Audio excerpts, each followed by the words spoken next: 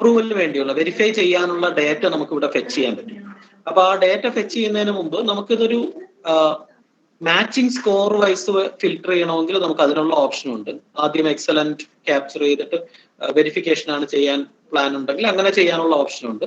അതുപോലെ ഈ ഒരു കാറ്റഗറിയാണ് 0 to 20 കാറ്റഗറിയാണ് ശരിക്കും വില്ലേജ് ഓഫീസറുടെ അപ്രൂവൽ ആവശ്യമുള്ളത്. അപ്പൊ ആ പർട്ടിക്കുലർ കാറ്റഗറിയാണ് ആദ്യം സെലക്ട് ചെയ്യേണ്ടതെങ്കിൽ അതും നമുക്ക് സെലക്ട് ചെയ്ത് ഈ സെലക്ഷനിൽ നമുക്ക് ആ ഒരു സ്കോർ സെലക്ട് ചെയ്തിട്ട് ആദ്യം ആ കാറ്റഗറിയിലുള്ള ഡേറ്റ മാത്രം വെരിഫൈ ചെയ്തിട്ട് പോകാനുള്ള ഓപ്ഷൻ നമുക്കുണ്ട്. അതൊക്കെ ഓപ്ഷണൽ ആണ്, നമ്മുടെ കൺവീനിയൻസ് അനുസരിച്ച് നമുക്ക് ചെയ്യാം. അപ്പൊ വ്യൂ പെൻഡിങ് ഐറ്റംസ് എന്ന് പറയുന്ന ഓപ്ഷൻ നമ്മൾ കൊടുത്തു കഴിഞ്ഞാൽ നമുക്ക് നേരെ ഫാമേഴ്സിന്റെ ലിസ്റ്റ് നമുക്ക് ഇവിടെ കാണാൻ പറ്റും. അപ്പൊ ഫാമേഴ്സിന്റെ ലിസ്റ്റ് കാണുമ്പോൾ അതിലുള്ളത് ഒന്ന് അവരുടെ ആധാറിലെ പേരാണ്, പിന്നെ അവരുടെ ആധാറിന്റെ ലാസ്റ്റ് 4 ഡിജിറ്റ് ആണ്, അതുപോലെ ആധാറിലെ ഐഡന്റിഫയർ നെയിം, പിന്നെ ലാൻഡ് ഡേറ്റയുമായിട്ട് എത്രത്തോളം മാച്ചിങ് ഉണ്ടെന്നുള്ള മാച്ചിങ് സ്കോർ. ഇത്രയുമാണ് ഒരു ഫസ്റ്റ് പേജിൽ നമുക്ക് വ്യൂ ചെയ്യാൻ പറ്റും. ഇനി നമ്മൾ വ്യൂ ബട്ടൺ ക്ലിക്ക് ചെയ്ത് കഴിഞ്ഞാൽ നമുക്ക് ആ പർട്ടിക്കുലർ ഡേറ്റയുടെ മൊത്തത്തിലുള്ള ഒരു വ്യൂ നമുക്ക് കാണാൻ പറ്റും. അതായത് ഫാർമറുടെ പേര്, ആധാറിലെ പേര്, ഫാമറുടെ ഫോട്ടോ, അതുപോലെ ഐഡന്റിഫയർ നെയിം, ഇത്രയും ഡീറ്റെയിൽസ് നമുക്ക് ഫസ്റ്റ് പേജിൽ തന്നെ കാണാൻ പറ്റും.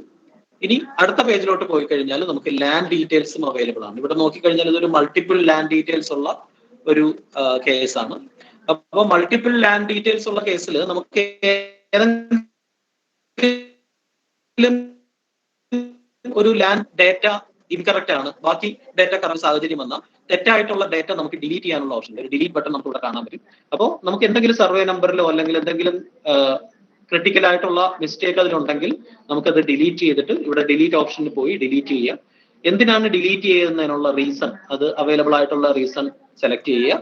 അതിനുശേഷം കൺഫർമേഷൻ കൊടുത്തു കഴിഞ്ഞാൽ ആ പർട്ടിക്കുലർ ലാൻഡ് ഡേറ്റ ഡിലീറ്റ് ആവും. ഇനി അതല്ല നമുക്ക് ആ ലാൻഡ് ഡേറ്റയോടെ പ്രൊസീഡ് ചെയ്ത് അപ്രൂവലിന് പോകണമെങ്കിൽ നമ്മൾ നെക്സ്റ്റ് പേജിൽ പോയി കഴിഞ്ഞാൽ നമുക്ക് ഇവിടെ അപ്രൂവ്ഡ് ആൻഡ് റിജക്റ്റഡ് 2 ഓപ്ഷൻ വരും. ഇതില് നമ്മുടെ ഡേറ്റ എല്ലാം പ്രോപ്പർ ആയിട്ട് നമുക്ക് തോന്നുകയാണെങ്കിൽ നമുക്കത് അപ്രൂവ് ചെയ്യാം. ഇനി റിജക്ഷൻ ആണ് നമ്മൾ ചെയ്യുന്നതെങ്കിൽ ഈ റിമാർക്സ് മാൻഡേറ്ററി ആണ്.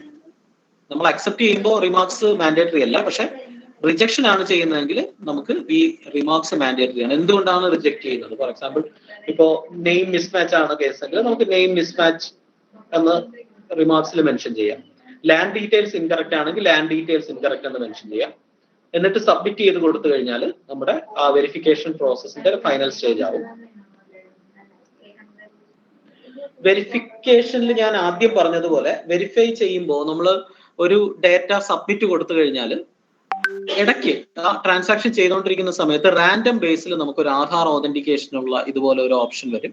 അപ്പൊ അത് നമ്മൾ ഫോട്ടോ ക്യാപ്ചർ ചെയ്താൽ മാത്രം മതി. നമ്മുടെ ഫേസ് അതിൽ ക്യാമറ കറക്റ്റ് ആയിട്ട് പ്ലേസ് ചെയ്യുമ്പോൾ തന്നെ ഓട്ടോമാറ്റിക് ആയിട്ട് അതിൽ ഫോട്ടോ ക്യാപ്ചർ ആയിട്ട് അത് ആധാർ ഓതന്റിക്കേഷൻ ബാക്ക് എൻഡിൽ നടന്ന് നമ്മുടെ ഒരു എന്താ പറയാ പ്രോസസ്സ് കംപ്ലീറ്റ് ആവും. അതായത് ഫാർമർ സ്റ്റാറ്റസ് അപ്ഡേറ്റഡ് സക്സസ്ഫുള്ളി എന്നാണ് നമുക്ക് ലാസ്റ്റ് കിട്ടുന്ന ഒരു മെസ്സേജ്. അതായത് നമ്മൾ വെരിഫൈ ചെയ്യുന്ന അപ്രൂവൽ ആണെങ്കിലും ശരി റിജക്ഷൻ ആണെങ്കിലും ശരി അതിന്റെ ഫൈനൽ കൺഫർമേഷൻ എന്ന് പറയുന്നത് ഇങ്ങനെയാണ്, ഫാർമർ സ്റ്റാറ്റസ് അപ്ഡേറ്റഡ് സക്സസ്ഫുള്ളി എന്നാണ്.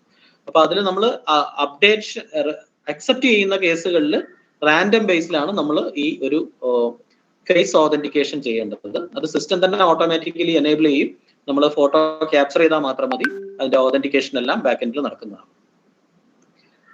ഇനി ഈ വെരിഫിക്കേഷനിൽ നമ്മൾ നേരത്തെ പറഞ്ഞതുപോലെ നമ്മൾ ശ്രദ്ധിക്കേണ്ട കാര്യങ്ങൾ എന്ന് പറയുന്നത്